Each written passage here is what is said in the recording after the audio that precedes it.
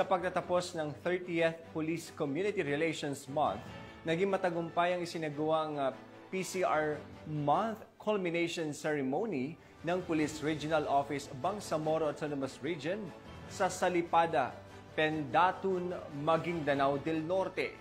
Pacho Woman Veronica Lagi sa balita. Pagtatapos ng pagdiriwang sa 30th PCR Month, isang matagumpay na 30th Community Relations Month Culmination Ceremony ang isinagawa ng Police Regional Office Bar sa Salipada kay Pendatun, parang Maguindanao del Norte, nito lamang ika-31 ng Hulyo taong kasalukuyan.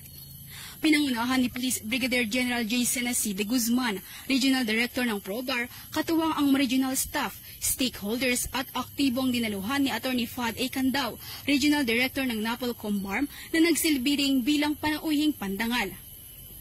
Sa naturang seremonya, binigyang pagkilala o parangal ang mga kapulisan at organisasyong naging katuwang sa pagpapatupad ng mga makabuluhang programa at aktibidad na tumutugon sa pangangailangan ng komunidad sa pamamagitan ng paggawad ng Plaque of Recognition.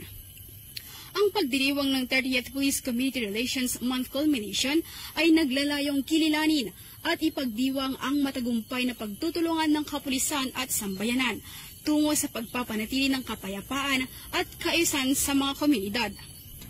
Layunin din nitong bigyang pugay ang mga inisyatiba, programa at mga individual na naging bahagi sa pagpapatibay ng ugnayan sa pagitan ng pulisya at mamamayan sa ilalim ng temang sa bagong Pilipinas, ang gusto ng pulis, ligtas ka.